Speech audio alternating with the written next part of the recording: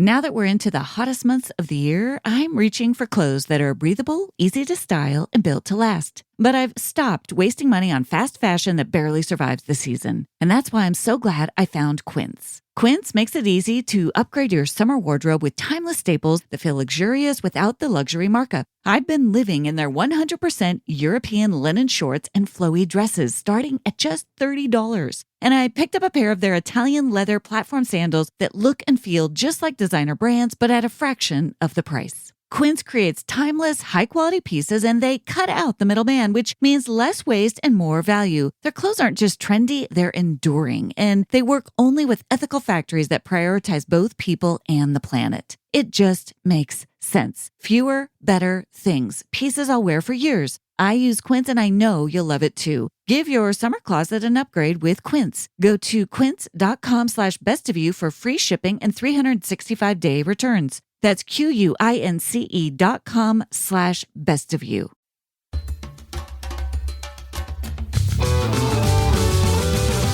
Hey everyone, I'm Dr. Allison, and I'm so glad you're here to discover what brings out the best of you. This podcast is all about breaking free from painful patterns, mending the past, and discovering our true selves in God. I can't wait to get started as we learn together how to become the best version of who we are with God's help. Hey everyone, and welcome back to this week's episode of The Best of You. Today we're re-airing a powerful conversation that originally kicked off one of our most popular series.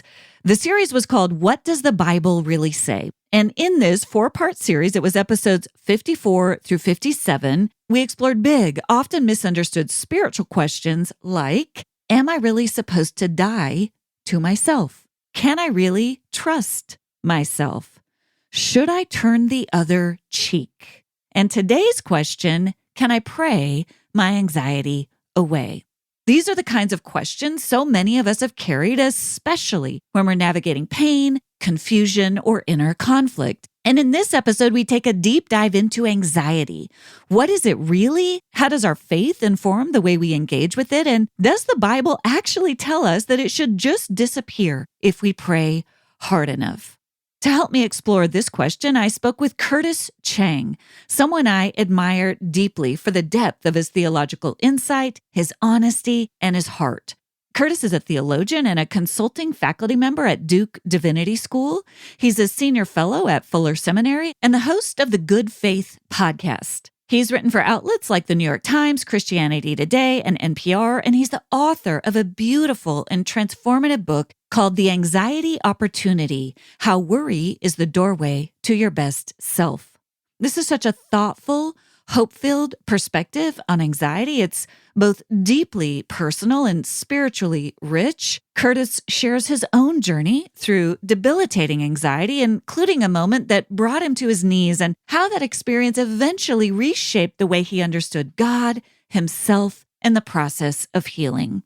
If you or someone you love wrestles with anxiety, or if you've ever been told to just have more faith, I know this conversation will meet you right where you are. Please enjoy my conversation with Curtis Chang.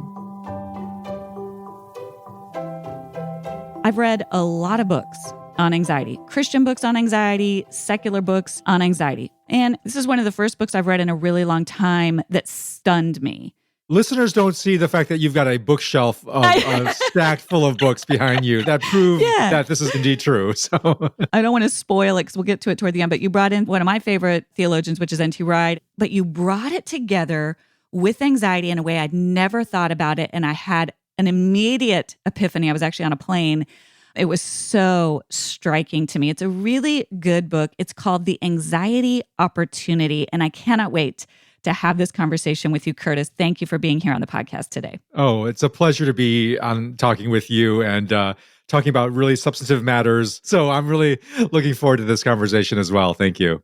I kind of want to dive in to the deep end with you personally because your experience of anxiety really flows out of your personal life.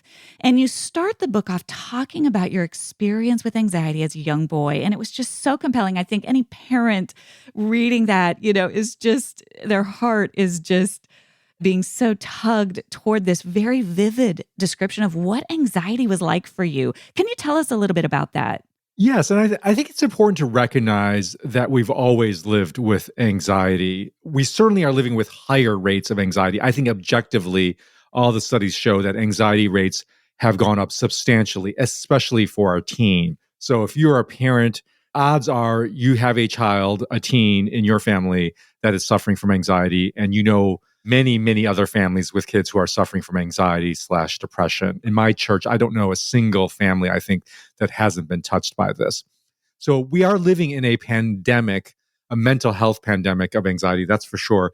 But it's also important to recognize that part of the rise has been just the rise of recognition of existing anxiety that's always been there. So I think objectively we are right. It's not we're just relabeling it. There's objective rise in anxiety, but it's also helpful to recognize, wait, we've always lived with that. We just didn't have necessarily the language or the tools to recognize the anxiety that was there. And that was certainly true for me growing up. An immigrant, part of an immigrant family. I immigrated when I was 3. And in the Chinese American culture, mental health is just not something that we have categories or tools to make easy sense of. And so it just wasn't a category to be able to say I was anxious. And the story that I opened the book up was with realizing that I grew up with a pervasive sense of anxiety stemming from the fact that I was a latchkey kid. So starting at age 8, I walked home from school and came home to an empty house by myself. I was the first kid to get home, and there was a key under the mat that I would use to let myself in. And now we think about letting an 8-year-old come home to an empty house. We think that's ridiculous. That's bizarre. But that was normal for me growing up. And looking back, I realized how much this was a deeply anxious experience for me. And both coming home to an empty house, thinking that perhaps the creak in the attic was some burglar that had broken in, and I'd race outside when I'd hear a creaky sound in the house, and try to be outside so I couldn't be in the house alone. And then really afraid of that my parents wouldn't come home and that they wouldn't make it home alive. That was a childhood anxiety I had. And so I developed all sorts of coping mechanisms to deal with it, even though I was not ever able to name that experience as an anxiety. And certainly, and I tell the story in the book, certainly wasn't able to name it for my parents. And I think even if I did, they wouldn't have any way to make sense of it. And so that led to a bittersweet experience of my childhood that I won't share the story of it in detail. But I think what it's trying to illustrate is actually, even if you're a parent of an anxious child, listening to this right now, one of the steps that I talk about in my book that's helpful to recognize is to recognize your own anxiety, both currently, but also even in your past, as a way of actually making sense of it and establishing some sense of understanding of your anxious children. Yeah, it was interesting reading that section, Curtis. We're probably roughly the same age because all the era, things that you point to, I was like, oh yes, I relate to all of those. The latchkey kid was normal. And I talk about trauma. You didn't use this word, and I always want to not throw that word around lightly, but even if we think about these small t traumas as unwitnessed pain, right? You were alone in that experience without there being a name to it. And so it lives in your body. And we develop shame around that, which you get into in the book. That was my experience too. It's like, what is wrong with me that I can't literally be in a house by myself after dark when I should be old enough to be in a house after, we start to develop a shame narrative. And you talk about this as this anxiety kind of continues to go unnamed to yourself, to others. It festers a little bit till you reached a breaking point as a pastor. And tell us a little bit about that. Yeah. So one of the reasons I wrote this book was to reframe anxiety for Christians, because they're the dominant narrative for anxiety for Christians is that it is a problem that we are supposed to make go away. And we can make it go away usually in one of two ways. So in some churches, we're supposed to pray anxiety away. And in other churches, to use a sort of label for it, we're supposed to pill anxiety away. So we either use spiritual means to make anxiety go away, or we outsource it to secular mental health for either medication or therapy to make go away, which, by the way, I am a fan of medication and therapy. I think it's a helpful tool. But even in the secular mental health usage of those tools, the dominant narrative and understanding of anxiety is still, it is a problem we make go away, right? Either through prayer or pills, again, using as a stereotype. And so for me as a pastor, this is after I've, become a young adult and now a maturing adult, and I become a senior pastor of a fairly large church here in California. And I take over the church from the founding pastor, which is, I discovered, is a very stressful position to be in. And the church ended up struggling, as many churches do in that transition from the founding pastor to the successor. And suddenly I'm having to preach regularly for the first time, lead a staff team, deal with the fact that people are now no longer have the person that they've psychically imprinted in with as the founding pastor. The .com bust hits. And so people are losing their jobs, our giving goes down, we have to do layoffs. And I start sleeping less and less, from 7.5 hours to 7, then 6, then 5. I'm sleeping less and less. Now, in retrospect, that's a dead giveaway for somebody of my profile that I am experiencing building anxiety, that it manifests itself bodily in sleep. But I did not recognize that. I just said it's because I have more work to do. It's because there's a lot of issues I have to handle. And so I'm just sleeping less because I have more work to do.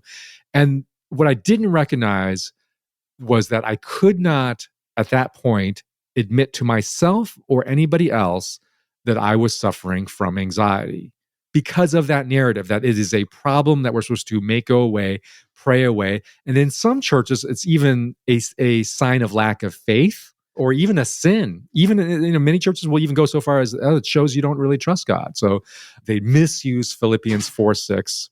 Do not be anxious about anything, to say that means anxiety is a sin. And so I was living with something of that, even in an unconscious way, that narrative that anxiety was a problem, it was a sign of lack of faith. And here I am, the senior pastor. How then am I supposed to admit I'm suffering from increasingly crippling anxiety? So I don't. I just try to ignore it. I narrate it in a way that pushes the problem to external factors, and I don't acknowledge it. And it just doesn't fester, it metastasizes, it grows. And so I finally hit a period where that sleep went from 5 hours to 4. And then I went through a 2-week period where I do not remember consciously falling asleep at all for 2 weeks straight. I must have had some little micro sleep because your body just can't survive that, but I don't remember consciously falling asleep and waking up for 2 weeks in a row. And I remember during that second week, I was alone in the house by myself, and I scream out loud. I'm shouting at the top of my lungs, God, make it stop. I'll do anything. Just make it stop. And then I had the second moment of realization, which was, oh, so this is how Guantanamo Bay works. Like, I realized, oh, this is why sleep deprivation is considered by the Geneva Convention as a form of torture, because it's not just I was tired. My mind was fracturing. It was psychic torture. It's hard to describe to somebody the psychic nature of anxiety-fueled sleep deprivation as of just how painful it is and how you sense you're losing your grip on reality itself. But so that happened to me. And then ultimately that heightened anxiety slipped into depression, which is often what happens when chronic, untreated anxiety goes for a long period of time. It can slide into deep depression. I went on disability, and I was barely functioning for months. And my wife had to raise my 2 young daughters by herself. Getting out of bed was like a major accomplishment during those months for me. I was utterly crippled and disabled as a person. And so all of that, at least, is somewhat attributable to the fact that I felt so deeply ashamed about anxiety that I could not actually acknowledge it as a problem when it was still building, and the worst of the symptoms could have been headed off. So I share all of that to say that this is the danger of treating anxiety solely as a problem to make go away, is that we end up not being able to admit it because it's surrounded by so much shame. But more importantly, I share all that to say, like, I know how painful anxiety is. When I say the title of my book is The Anxiety Opportunity, and I'm trying to reframe from anxiety from solely being a problem to actually being a profound opportunity for spiritual growth. So I share all that to say is I know anxiety is painful. I'm not saying it isn't painful or it isn't a problem. I am saying, though, it isn't just a problem, that it also is a profound opportunity for the deepest kind of spiritual growth we need to encounter. And I experienced that. I'm writing the book because I can say, as somebody who's gone through anxiety, that it is precisely that. It is something to go through. It is not something to avoid or make go away. It's something we go through. It's like a doorway that we go through. And on the other side, God has actually our best self for us if we're willing to go through it. We long for a life that is full of connection with God, ourselves, and others. Yet we've become programmed to seek peace, contentment, and even happiness from our phones. Deep down, we know this isn't how we were created to live. As endless scrolling leaves us feeling anxious, depressed, distracted, and alone, we realize our true needs can't be met by turning to social media. If you feel like your digital life could use a reset, you're not alone. In her brand new book, Social Media Reset, author and life coach Allie Marie Smith invites you to pause for 30 days and seek restoration in your mind, heart, body, and soul. Whether you're looking to find true connection, rediscover your passions, or embrace a new way of life that brings you joy, Social Media Reset will help you reconnect with what truly matters and guide you toward a purposeful life you love. Social Media Reset by Allie Marie Smith is now available wherever books are sold. At this point in my life, I'm less interested in surface answers and more drawn to scripture that speaks to both the heart and the mind. And that's why I've been spending time with the new NIV Application Bible from Zondervan. It's not just another study Bible. It's an experience that helps you truly understand what scripture meant in its original context and what it can mean for your life today. The original meaning notes provides clarity around each passage, while the application notes help connect those teachings to the real, everyday moments we're walking through now. Each book begins with a thoughtful introduction, and there are questions for growth woven throughout, inviting deeper reflection, not just information, but transformation. I've also appreciated the Character of God articles, which give rich insight into who God is across all of Scripture. If you're looking for a Bible that helps you really live the Scriptures, not just read it, this is a beautiful resource to explore. Learn more at nivapplicationbible.com. That's nivapplicationbible.com. The paradox of that door, the metaphor that you're using, and as I'm listening and I was reading, is that we can't get through that door to go through it if we don't name it and call it what it is. And that's what came through so clearly in your story. And it's what as therapists, we at best, when we're diagnosing, it's not to say this is a problem to make it go away. It's to say we need to name this, because once we name it, and you talk about this in the book, we can differentiate from it. We can get it outside of us a little bit. There's a paradox there of the shame wants to keep us either we minimize it, we spiritually bypass it, as you're saying, or we try to if I just wasn't so busy, or if this wasn't the case, or if this wasn't the case, instead of just going, I'm dealing with some anxiety, which makes us feel anxious to name it. And in fact, is part of what opens the key to that door that actually allows it to soften.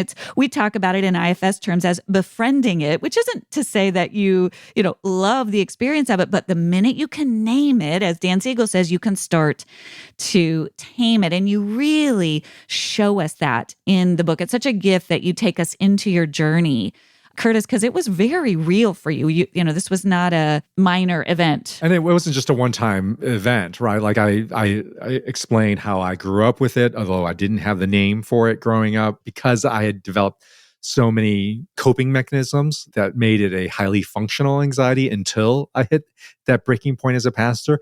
And I experienced it after my breakdown, and I still experience it today. Anxiety has not gone away from my life. But what it has become is this opportunity for spiritual growth, which is really the core message. And what I'm really inviting people to realize is that in anxiety, we are given a insight, given a picture, given understanding of all of the most fundamental things in our lives that we fear losing. Because that's what anxiety is. Anxiety is the fear of loss. And so when we're able to actually name and look at our anxiety, we're given a look into, this is the true state of my heart, this true state of my soul. And there's nothing like anxiety to reveal that if we're willing not to externalize it or not to be ashamed about it, but to actually just realize it's an invitation from God. That's the real invitation of the book, is for people to follow this journey through anxiety, to realize that this is actually the key, I believe, for some really profound spiritual growth for all of us. Yeah, it's so beautiful how you talk about that. It's an invitation to look at our attachments. And you do such a nuanced job of it. There's a lot of reasons we have anxiety. Sometimes we're anxious because we should be anxious because things are really hard, and that doesn't mean, or we have a predisposition to it or whatever. But and also, two things can be true. Sometimes there is you talk about idols underneath it. It can surely help us uncover and discover what are these things that we are just so afraid of losing. Curtis, this takes me to, you talk about in the book that this was the new thing that just was stunning to me, that in order to face the fear of the loss that is underneath so much of our anxiety, and this is a piece that I've never been taught before, we have to understand that loss will be returned to us, and it gets at hope. Tell us a little bit about that. That was so powerful to me. Yes, if there's one theological contribution that I'm trying to make to Christian understanding of anxiety that doesn't exist right now, it is that the ultimate answer, the ultimate strategy or approach to anxiety from a deeply Christ-centered perspective is the resurrection. Because the resurrection is the answer to anxiety. But it's important to understand how this works. Because what anxiety is, it is the fear of loss. Now, what a common mistake Christians make is that God's answer to loss is that we will avoid loss, right? So that somehow God will protect me from this feared loss. So if I am anxious about my finances, I'm anxious about my kids, how they're doing, I'm anxious about the world, the climate change or politics or something like that, that the answer to anxiety is that feared loss will never happen. God will be the grand insurance broker in the sky. Are you saying that's what the church teaches us? Yes, I'm saying that's the common mistake that churches can teach, is that if anxiety is lost, then God is going to insure me from any scenario in the future of loss, which is God both never promises that, and anybody who's lived for any period of time with any honesty would realize that doesn't happen. Christians go through loss just like everybody else goes through loss. And that the Christian, the Christ-centered answer to loss is not that God will protect you and ensure you from facing loss, but actually, if you go through loss with Jesus and in Jesus, then we participate in the resurrection promise. And what the resurrection is the promise to give back what we have lost, not to avoid loss. In fact, the resurrection is only resurrection if we have died. That's what resurrection means, that it is the restoration of life after death. So death is the loss of all losses. So the resurrection promise, which is the center promise of the gospel, is not you will avoid loss. In fact, it is a promise essentially that you will go through loss. You will die. That's what death is the loss of all losses. So we have to actually get over our fear and our impulse to avoid loss and be willing to go through it like we walk through a door. And that's what it means to walk through anxiety, is to walk through loss, to go through it. And then the promise is not we will avoid it, not that there's a way around it or a way away from the loss, but a way through that loss. And that way through is experiencing, enduring it, suffering the real pain of the loss, but with the promise that on the other side is resurrection, which resurrection is the return to us. It's the great get back of all that we have lost. And Christians have not quite, understood that the true nature of that resurrection is the return of all these earthly, bodily, physical, real concrete things that we fear losing. It is not we are zapped away in an immaterial souls to heaven. It is actually a restoration of real losses that we both fear and will inevitably experience. That's only when we can hold on to that promise that then we have the true Christ-centered response to anxiety, which leads us to our best self, because our best, most glorified self is given to us through death and resurrection. And that's really, I think if there's one thing I want to have a message out to your peers and your fellow practitioner, Christian therapists, is to actually really integrate the theology of the resurrection into our therapy, because ultimately I think that is the deepest, most robust answer we have to anxiety. The various things like, mindful breathing and presence and naming, those are all good. Those are all helpful. Buddhists do that. Secular therapists do that. That's cognitive behavioral therapy. That's all. What Christians bring uniquely to people suffering from anxiety, if they're willing to entertain it anyways, is the promise of true restoration that only comes from resurrection. And you talk about all of those methods in the book too, which are also very helpful. That's what I appreciate about the book. There's a practicality to the different strategies that are sometimes just really practical, really concrete, really in the moment. The best of what psychology has taught us is important. And that piece where you brought it back, there's an exercise in the book. I'm not going to give it away, but I did the exercise thinking about how we think about heaven. And it was revelatory to me. And you take us through a corrective about what it really means to find our lives again on the other side of death. And it's not what so many of us have been taught. And then you sort of reverse engineer the fear. So it's like this thing, I'm so anxious about my health. I'm losing, aspects of my health that have meant so much to me. And we're afraid to face that because then we got to grieve it. And then that's just so sad. But what this exercise does is it makes you go, oh my gosh, God wants to give that back to me. And it's not a spiritually bypassing thing. It's not just like, oh, it'll be fine in heaven. That's not what you are saying. You are saying it's hard. There is some real loss. And I think anybody who struggles with anxiety understands that. You can't dupe yourself, gaslight yourself, right? To be like, it's really fine. Nothing bad. No. People who struggle with anxiety are sometimes finely tuned to the fact that sometimes really hard things happen. And so what I love about what you're doing is there's a way of saying, yeah, it doesn't mean everything bad that you worry about is going to happen. But at the end of the day, what if, if it does, you have a God that goes in it with you and is actually going to restore that for you at some point. And there's a hope that allows you to walk through the anxiety honestly. It's really nuanced. It's really beautiful piece of work, Curtis. Yeah. And you not only get the ultimate restoration, but you actually will experience less anxiety. Not zero anxiety, but less anxiety, because when anxiety, which is a natural human emotion we experience in the presence of potential future loss, it is normal, it is natural, it is not a sin. And I explain that in my book, including the claim that you'll have to read the book to see how it's all laid out, that Jesus experienced anxiety. The Gospels are universally clear Jesus experienced anxiety. So it's not a sin. It's a natural human emotion and experience in the face of loss, such that when Jesus, the ultimate true human,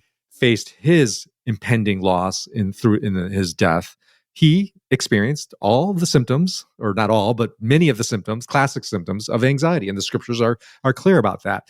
But there's a difference between anxiety and anxiety disorder, right? So anxiety disorder is when we are actually responding to anxiety in an unhelpful, dysfunctional way.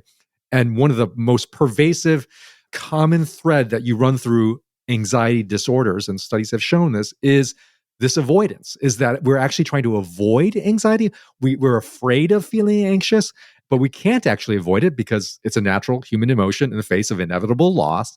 And so what happens is we get on this hamster wheel where we are trying desperately to not feel anxious, to do things to actually avoid feeling anxious, rather than just suffer it and go through it. And that actually is what creates anxiety disorders. That's what actually multiplies the level of anxiety in our life, is when we feel like it's something that we must make go away. Yeah. One of the things, I want to bring this around a little bit to where you started, which is because so many of my listeners I know are probably thinking about themselves, but also about their kids. One of the things we do in my family to try to not do the anxiety avoidance is we try to categorize it. And so we would say things to our kids. So for example, is it big, medium, or small? So the point is, of course there's anxiety, and they could do, small. Okay, great. So if it's small, we just got to live with, we got to go to the thing. Right. We got to do the thing. We're going to have to, if it's big and it's starting to veer toward, then we'll take a different approach. But just that, it's the naming and it's the the taming a little bit, it's categorizing. And that's kind of what you're getting at when we avoid it or pretend. And as parents, and you talk about this in the book as a dad, and I want you to talk about it. It was so great. If we're afraid to honor the reality that, of course, our kids are anxious, which means we have to do our own work with our own anxiety, we're going to make it worse for them. So tell us a little bit about that as a dad. Oh, well, this is something that I really spent a lot of time thinking and writing about this in the book, because I just recognize that we are living in a mental health pandemic where the latest CDC report shows 1 in 3 of teenage girls felt deeply anxious and depressed enough to at least contemplate suicide. I mean, that's a remarkable statistic. And so anxiety is everywhere among teens. And so how do we then equip parents to actually be parents in that moment? And I think what I'm trying to call attention to is, if your kids are feeling anxious, that's going to trigger, of course, anxiety in you. It's going to be a complex triggering, because one, you're just going to be anxious for them. Of course, naturally, as parents, my kids are suffering, you're going to be anxious. That's one level. And then there's even a deeper, more subtle layer, which is it's quite likely their anxiety is going to also trigger your own childhood experience of anxiety. That's the script. That's the emotional script that's deeply embedded in you. And so if you grew up, for me, like denying it, minimizing it, not wanting to confront it, there's a good chance that me as a parent now are going to fall back on that same script, because I'm sure you talk about this in your therapy, right? As parents, we're reliving kind of our childhood scripts. We're healing those parts of us as our kids are bringing them to the surface. Totally. Exactly, right? And so being a parent of an anxious child is actually an opportunity for you to actually do some healing of your own anxiety that's deep within you from your own, perhaps, childhood experiences. So for me, again, because I grew up as an immigrant in my culture, and both secular as well as Christian and as an Asian American, of this sort of minimizing it.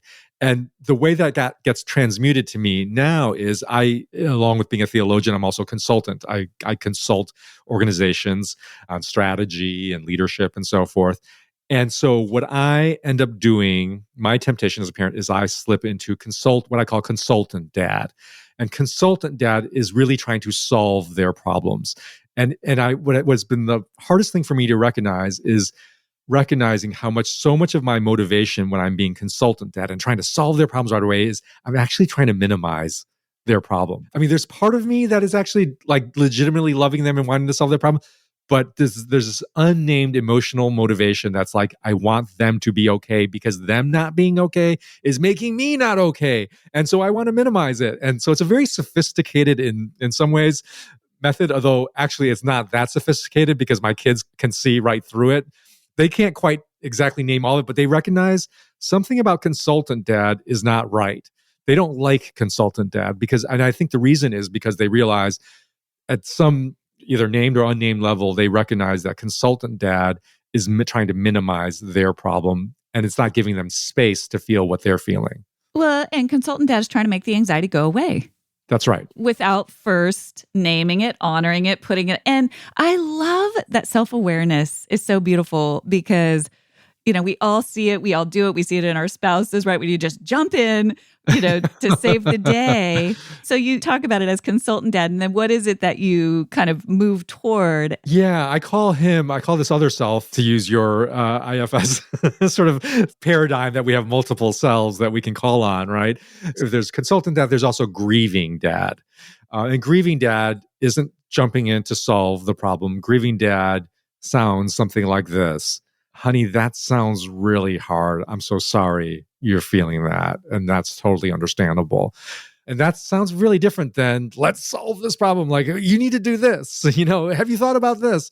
It's just a different voice. And I'm learning to lean more into and give more space and voice to grieving dad. And what I find is my kids, who are now, 22 and 19, that's really the more appropriate dad for them at this age. I mean, right, there's a time when consultant dad is helpful for, when kids need problems to be solved. But at this age, as adults or near adults, they want somebody who is willing to grieve with them. And it's something that parents can give their kids in ways that no one else can.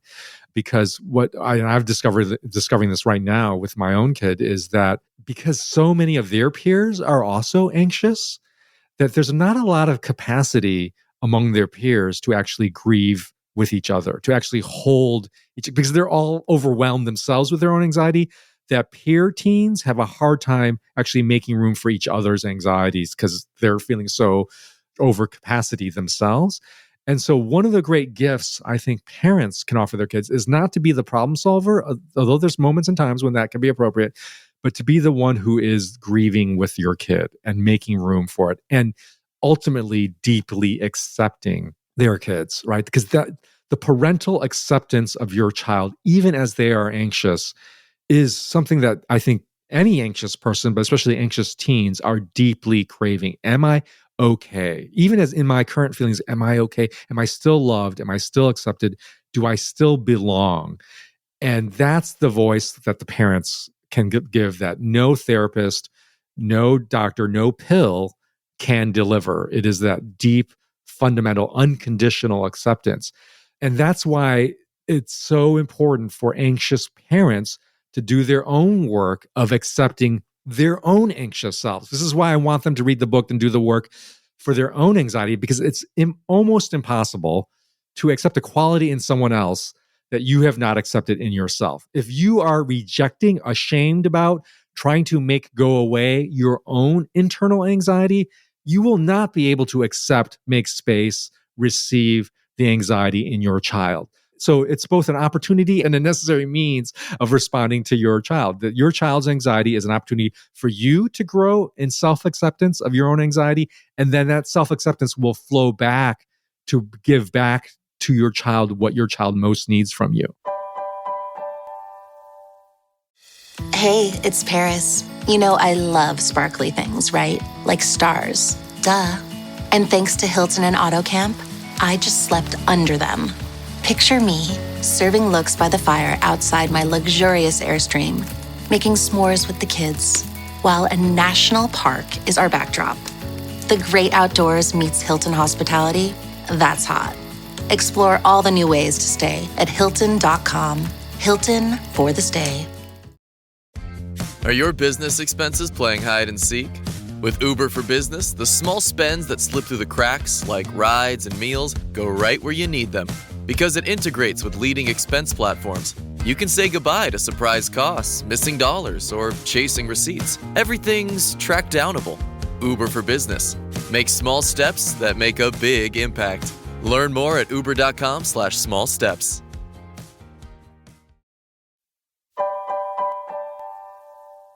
As you were talking about holding, that non-anxious presence, that safety, I got a picture in my mind. That's what God does for us, right? Jesus doesn't say, all right, here's the problem. We're going to say, Jesus says, I am with you. I am with you in it. It's the presence that we create. And there's so few pockets of that for our kids. There was a moment I loved, Curtis, where you had that moment with yourself. And it was just so beautiful where you found yourself kind of being present with your anxiety from a different place inside. It reminded me of what now one calls the inner voice of love. And it was just a moment, I think it was while you're in the therapy office. In therapy, is that yes. right? It was in the middle of therapy experience, and my therapist was asked, my form of anxiety disorder is rumination, right? The turning over of a thought or a scenario over and over in your mind, all in a desperate attempt to find something that will make the anxiety go away. So that's my anxiety disorder of my move at trying to make anxiety go away. And so I think I was talking to my therapist about that, and she asked me this question, which was so puzzling to me at the time. She said, well, is there a different move you can make? And I thought she meant, is there a different mental move? And I was like, I'm trapped. I can't, and she's like, no, I'm talking about a different physical move, a different bodily move, which was just a question I'd never thought of before. And so I started to try to just tune in to what my body craved and what my body wanted and needed in that moment.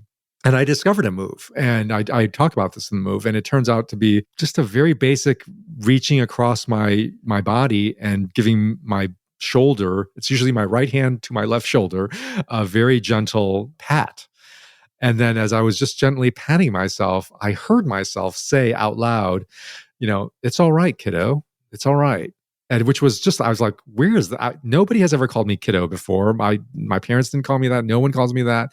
I was like, where's that coming from? And I realized, oh, that's the voice of what I needed to hear as an 8-year-old when I was, scared and as a latchkey kid alone in the house. And I felt like I was receiving that from Jesus because that voice was somebody who knew me deeply, who was with me even all the days of my life, including when I was 8 years old, and knew from a place of acceptance and empathy, having experienced anxiety, knew exactly what I needed to hear and feel at that point. And that's the beauty of taking our anxiety and experiencing our anxiety with Jesus. We experience it with the one who knows us, the one who created us, the one who himself suffered anxiety. I find that so comforting and reassuring to know that Jesus himself, as the incarnate one, the truly human one, suffered anxiety. And so he does not look down with a wagging finger, with a shaming reproach, with some command for us to just get our act together when we're anxious. He knows. He's been there. He shares it. And so the voice we hear from Jesus in our anxiety, if it is truly the genuine voice of Jesus, will be the voice of empathy and acceptance. I love that. And you see the fruit of that, your own work to embrace and accept, and the opportunity that anxiety has given you to grow in the receiving of that love. You see the fruit of that in your ability to hold that then for your daughters. Yeah, you hold it for others, hold it for your loved ones, hold it for yourself. It's not like I never experience anxiety anymore, but I hold it very differently. And when you develop these various practices that I talk about in the book, what I call holding practices that are different than the avoidance habits, bad habits we get into, when we can actually hold our anxiety, I can say with my own experience and an experience backed by research, when you can actually hold anxiety, it doesn't make anxiety go away, but it brings it down to such lower levels because we're not on a hamster wheel trying to get away from anxiety. We're just going through it and we're just enduring it, just experiencing it, just suffering it. And it becomes big to medium or medium to too little when that happens. Exactly. And brings you closer to the people that you love in that regard. Curtis, it is such a beautiful book. I'm going to be sending it to lots of folks I know. Oh, thank you. It's just a really profound, everything I do, I'm trying to integrate faith with psychology. And that's what this book is doing. It's the best of what secular therapy and all these strategies have to offer, combined with this really robust Christian theology, biblical theology. Tell folks how they can find you, how they can get a hold of the book. Well, so you can get a hold of the book at your typical Amazon, Barnes & Nobles, wherever you get your book. So it's called The Anxiety Opportunity, How Worry is the Doorway to Your Best Self. So please order, please review, and then also encourage folks to listen into our conversations around a lot of topics, but anxiety is a big theme that we weave through our discussion on our podcast called The Good Faith podcast, again, available on any Apple Podcasts or Stitcher or every streaming device. And we really believe that anxiety is one of the unexplored sort of factors in a lot of our cultural, social, even political struggles we have as Christians. And I'm trying to actually show how anxiety and our potentially misshapen responses to anxiety are kind of responsible for how messed up we can get on all these other aspects of our lives. So Good Faith Podcast, please check that out, and The Anxiety Opportunity as a book. Well, thank you for just taking your story with anxiety. You also talk about that. We didn't get into this, but the other moment in the book where I teared up was where you talked about the idol, and then when you finally released all that fear around that particular idol of work to God, how ironically you began to have a lot of fruitfulness, and a lot of it was in this area of taking this pain of anxiety and transforming it into these beautiful resources for others. Yeah.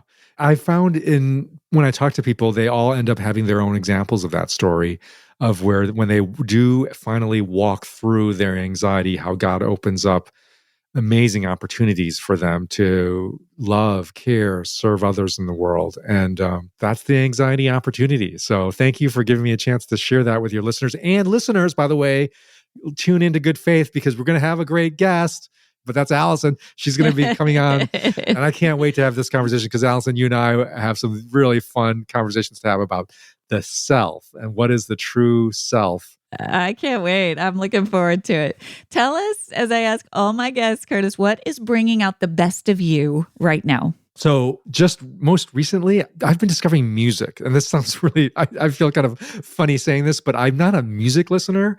But I finally said, I really should be listening more to engage a part of myself that I think is undernourished. It's the non-rational, more emotional side of myself, the part that's poetry, not nonfiction, right? And I realized, that's what music is. Music is speaking to the heart, speaking to the emotions. It activates that part. So my daughters finally showed me how to get on Spotify and how to actually open up like a whole range of music.